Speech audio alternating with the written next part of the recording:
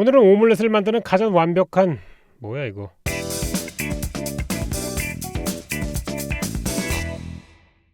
얼마 전에 흥미로운 책 한 권을 샀습니다. 모더니스트 큐진이라는 책인데 저처럼 요리를 과학으로 생각하는 사람에게는 흥미로운 책이었습니다. 근데 이 안에 완벽한 오믈렛에 대한 부분이 있어가지고 과연 완벽한 오믈렛이란 무엇일까 한번 만들어보고 싶어서 따라해보기로 했어요. 우선 오믈렛에서 나눠져야 되는 부분이 있는데 그건 바로 오믈렛의 바깥 부분과 안쪽 부분입니다. 바깥쪽 부분은 부들부들해야 되고 속은 살짝만 익은 상태로 촉촉해야 된다는 거예요. 물론 오믈렛 장인들이야 굉장히 쉽게 만들어내지만 저처럼 초보가 완벽한 걸 만들어내는 건 쉽지 않아요. 그래서 오늘은 여러가지 도구들과 과학적인 테크닉을 이용을 한번 해보도록 할 거예요. 우선 준비된 재료들을 전부 다 넣어주고 곱게 갈아가지고 병아리 색깔이 나올 때까지 계란을 섞어주도록 할 겁니다. 그 다음에는 체에 내려가지고 거품을 모두 다 제거할 거예요. 그리고 여기에서 한 가지 중요한 테크닉을 알려드릴 텐데 바로 이런 지퍼백으로 진공 효과를 내는 거를 알려드리도록 하겠습니다. 이 상태에서 공기가 없도록 쭉 빼내야 되는데 보통은 저는 기계를 써왔잖아요. 근데 기계가 없이도 할 수 있습니다. 바로 이런 수조만 있으면 아주 쉽게 할 수 있는데요. 준비된 수조에다가 물을 채우고 여기에다가 조금씩 집어넣으면 수압과 기압으로 인해 가지고 백 안쪽에 있는 고기들이 조금씩 빠져나오기 시작을 합니다. 지퍼백의 표면이 거의 물에 닿을 때쯤에 해가지고 요걸 잠가버리면 안쪽에 있던 공기들이 쭉 빠져나온 상태로 지퍼백 안이 진공 상태가 된다고 볼 수 있겠습니다. 뭐 진공 상태라고 하면은 여러 가지 댓글이 달릴 테니까 그냥 밀폐된 상태 정도로만 얘기하고 액체가 아니라 고기 같은 것도 이런 식으로 하시면은 쫙 달라붙게 할 수 있으니까 집에서 만약에 이런 것들을 이용해 보고 싶으시면 해보셔도 좋습니다. 자, 그 다음에는 35분 동안 조리를 해주도록 할 겁니다. 봉지가 뒤집어지지 않게 빨래 집게를 꽂아주고요. 위로 둥둥 떠오르지 않게 상단부를 막아주도록 하겠습니다. 계란이 익지 않으면 비린 맛이 나기 때문에 완벽한 오믈렛 속을 위해서는 천천히 익혀줘야 됩니다. 시간이 다 지나면은 마치 살짝 덜 익은 계란찜과 같은 그런 상황이에요. 이것들을 냄비에다가 덜어낸 다음에 다시 한번 곱게 갈아가지고 오믈렛 속을 만들어주도록 하겠습니다. 지금 보시는 계란은 전부 다 익어있는 상태입니다. 이대로 먹어도 좋지만 오늘은 완벽한 오믈렛을 만드는 거잖아요. 요것으로 계란 크림을 만들 거예요. 이 계란 크림이나 마요네즈처럼 묽은 재료들을 깔때기 없이 병에다가 넣는 팁을 알려드리도록 할 건데요. 일단은 집에 있는 랩을 이렇게 펼치신 다음에 그 위에다가 담을 녀석들을 쭉쭉 넣어주시면 되겠습니다. 흐르는 녀석들도 이런 식으로 랩으로 싸가지고 고여있는 상태에서 아래쪽을 살짝 뜯어주시면은 아주 간편하게 옮기실 수가 있습니다 라고 얘기를 하려고 했는데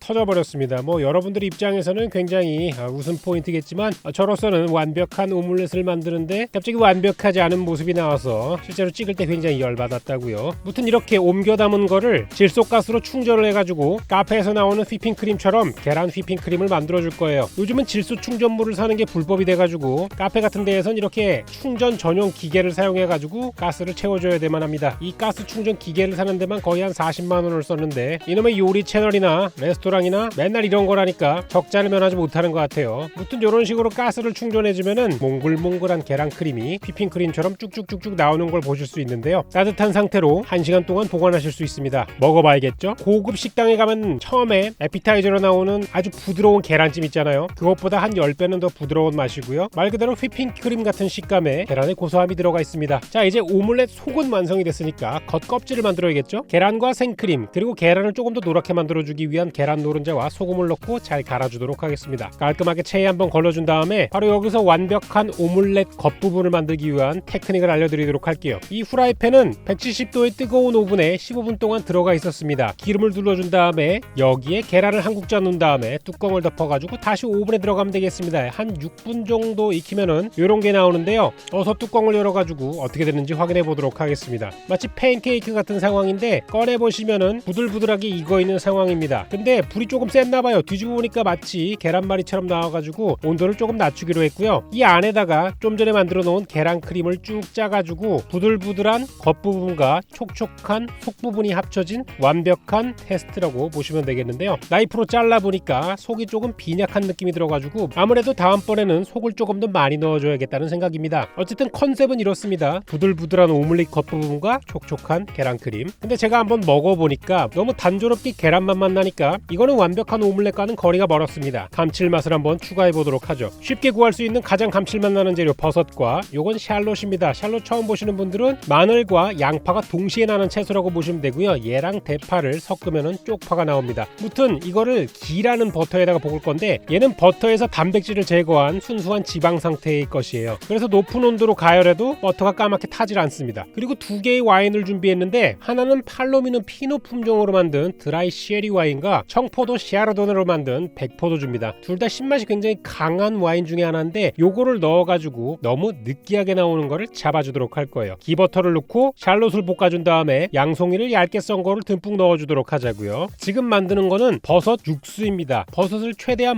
볶아가지고 마이야르와 캐러멜라이징을 동시에 노리도록 하겠습니다. 제가 기버터를 쓰기 때문에 보통 버터 같은 경우에는 온도를 높이면 이렇게 시꺼멓게 타지만 그런 현상이 나지 않습니다. 200도 이상에서 버터를 사용한 조리를 하고 싶을 때 사용하시면 유용하게 쓰실 수 있어요. 주로 화덕을 많이 쓰는 인도 요리에서도 많이 쓰고 있습니다. 맛있게 볶아진 버섯에다가 두 가지 와인과 물을 넣어가지고 버섯 육수를 우려내도록 하겠습니다. 뚜껑을 덮어서 압력솥으로 15분 동안 끓여서 육수를 뽑아내도록 하겠습니다. 15분이 지나면 이렇게 맑게 완성된 버섯 육수가 나는데 향이 굉장합니다. 한 방울도 놓치지 않게 쭉쭉 짜가지고 아주 고급진 버섯 육수를 뽑아주고요. 여기에다가 두 가지로 간을 할 건데 첫 번째는 메주보다 소금 맛이 진하게 나는 청간장을 넣어줬고요. 백된장까지 넣어가지고 아주 감칠맛이 나는 버섯 육수가 완성되었어요. 요거를 베이스로 버섯 퓨레를 만들어가지고 오믈렛에다가 집어넣도록 할 거예요. 자, 이제 버섯 퓨레를 만들 건데 제가 준비한 버섯은 포타벨라라는 녀석이에요. 이렇게 생겼는데 마치 표고와 양송이를 합쳐놓은 것처럼 생겼습니다. 근데 사진을 보시고는 표고 사이즈인가 생각하시겠지만 실제 포타벨라 버섯 같은 경우에는 이렇게 왕따시만하게 나오기 때문에 햄버거의 패티 대신에 포타벨라 패티를 이용해가지고 채식주의자용 버거를 만들기도 하니까 그만큼 육즙이 많고 감칠맛이 있다는 버섯이에요. 국내에선 생 포토벨라를 구할 수가 없어가지고 통조림을 구해와가지고 버터에다가 볶아주기 시작을 했습니다. 표고버섯도 굉장히 향이 좋기로 유명하기 때문에 요것 또한 같이 볶아주도록 할 건데요. 기름을 그렇게 많이 넣고 볶지 않을 거예요. 기름을 많이 넣고 볶으면은 퓨레를 만들었을 때 굉장히 느끼하게 나오기 때문에 별로 좋지 않습니다. 기름 없이 담백하게 색깔이 날 때까지 볶아준 녀석에다가 방금 전에 만든 버섯 육수를 넣고 1분 정도 끓여가지고 퓨레를 만들어줄 준비를 마치도록 할 거예요. 믹서기에다 넣고 갈아주면은 이렇게 곱디 고운 버섯 퓨레가 나옵니다. 한 번 더 체에 내려가지고 완벽한 버섯 퓨레로 변신을 시켜주도록 할 거예요. 제가 진짜 예전에 양식 레스토랑 일하면서 버섯 퓨레는 거의 밥 먹듯이 매일 만들던 그런 것 중에 하나 있는데 이번에 만든 거는 버섯 육수를 써서 그런지는 몰라도 굉장히 좋은 향과 맛이 났습니다. 책에 대한 신뢰도가 확 올라가는 느낌이어서 굉장히 기분이 뿌듯했어요. 자, 근데 여기서 멈출 수가 없습니다. 이 퓨레를 가지고 계란과 함께 어우러질 버섯 스트립, 버섯 줄을 만들어야 되는데요. 안에 들어갈 재료들을 몇 가지 소개해드리도록 하겠습니다. 적당량의 퓨레와 계란 노른자, 생크림, 그 다음에 맨 마지막에 난백 파우더라 그래가지고 계란 흰자를 가루로 만든 겁니다. 이렇게 섞어주면은 열을 가했을 때 굳어가지고 이런 액체 상태의 퓨레도 계란과 함께 혼합이 되게 할 수 있죠. 이렇게 만든 버섯 스프레드를 동그랗게 잘라둔 실리콘 패드에다가 펼쳐주도록 하겠습니다. 그 다음에 이 격자용 스크래퍼로 쓱 긁어내면은 줄무늬가 생기는 거죠. 버섯 줄이 들어간 오믈렛을 만드는 거예요. 프라이팬을 가져와가지고 바닥에다가 깔아주고 이 위에다가 계란물을 조금씩 끼얹어서 버섯이 들어가 있는 줄무늬 계란을 만들어 주려고 했는데 자세히 보니까 퓨레가 굳지 않고 물렁물렁한 상태로 계란과 함께 조화가 되지 않고 서로 싸우는 현상이 벌어졌어요. 이렇게 되면은 줄무늬가 완전히 다 엉켜가지고 굉장히 끔찍한 오믈렛이 나올 게 자명했습니다. 하지만 일단은 맛을 봐야 되니까 구워주기로 했고요. 결론적으로 6분 동안 구운 거는 이렇게 나왔습니다. 지금 앞면만 봐도 그다지 상태가 좋지 않은 걸 확인할 수 있는데 뒤집어가지고 실리콘 페이퍼를 한번 까보도록 하겠습니다. 과연 어떻게 나올까?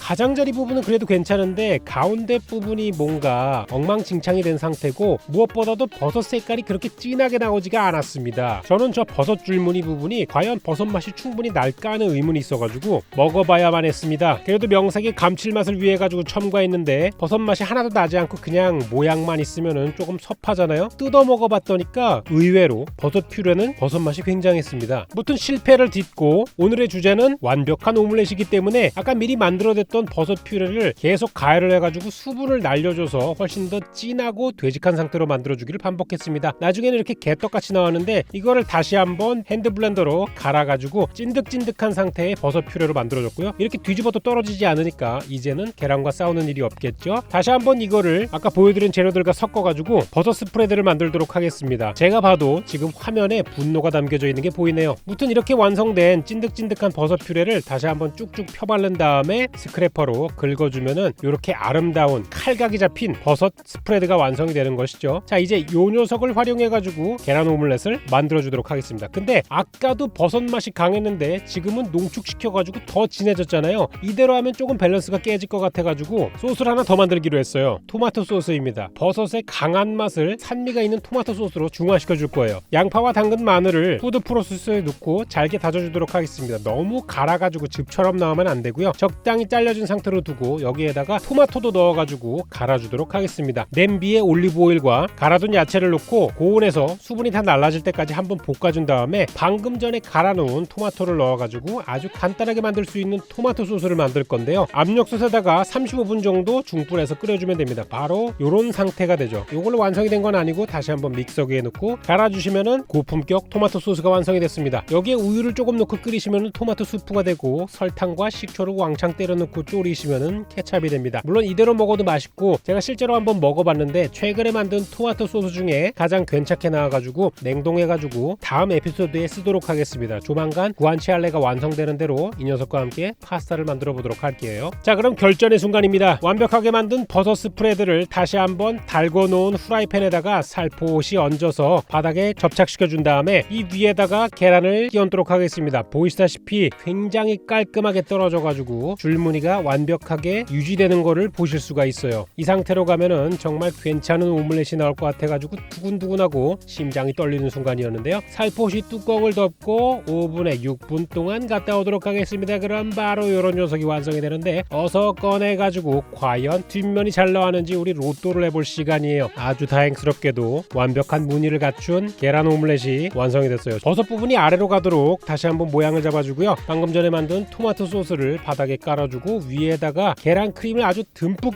뿌리겠습니다. 회사 근처에 와플 대학이 있는데 와플 대학에서도 크림을 이 정도 넣어주셔가지고 아주 맛있게 먹을 수 있었어요. 무튼 그 생각이 나가지고 계란 크림을 최대한 많이 집어넣습니다. 그리고 요걸 뒤집어가지고 하얀색 접시에 담아주면은 아주 이상적인 완벽한 오믈렛이 완성이 되는 거겠죠. 하지만 이대로는 썸네일로 쓰기가 조금 부족하기 때문에 손토샵 작업을 좀 하도록 하겠습니다. 일단 반으로 갈라가지고 가운데에서 계란 크림이 풍성하게 나오는 것처럼 연출을 한 다음에 겉에 부분은 지우개를 슥슥 지워주도록 하겠습니다. 그리고 약간의 주작을 첨가해가지고 계란 크림을 잔뜩 뿌려주고요. 또 노란색 위에 잘 어울리는 쪽파까지 얹어줬는데 사방에 튀었잖아요. 이런 거 다 쪽집게로 집어가지고 예쁘게 손토샵을 해주도록 하겠습니다. 마지막으로 버섯의 느끼함을 잡아줄 토마토 소스까지 끼얹어서 모양을 잡아주면 되겠습니다. 후추까지 살짝 뿌려주면 완성이고요. 썸네일 한 장 착 찍어주도록 하겠습니다. 자, 이제 진실의 순간이에요. 과연 이거는 완벽한 맛이 날까? 그냥 모양만 이쁜 녀석일까? 한입 먹어보도록 했습니다. 이론적으로는 완벽해야 돼요. 부들부들한 오믈렛 껍질, 촉촉한 오믈렛 크림, 감칠맛이 완벽하게 올라오는 버섯 스프레드와 새콤한 토마토 소스, 뭐 하나 부족하지 않은 밸런스거든요. 결과는 상상 이상으로 맛있었다입니다. 뭐 요리책에 나오는 거니까 그저 그렇겠지라고 생각을 했는데 적어도 맛에 있어서는 충분히 의미가 있는 그런 레시피 조합이라고 생각이 됐고요. 오랜만에 요리뽕 차오르는 음식을 해봐가지고 그런지는 몰라도 최근에 여러가지 테스트를 하느라 조금 지친 마음에 힐링이 되는 순간이어가지고 훨씬 더 기분이 좋았습니다. 여러분들이 재밌어 하시면은 요런 것들 몇 가지 더 해보도록 하겠습니다. 오늘도 긴 영상 시청해주셔서 감사하고요. 요리의 새로운 지평을 열어준 네이슨 미어볼드 씨에게 감사의 마음을 전달하면서 영상 마치겠습니다. 고마워요.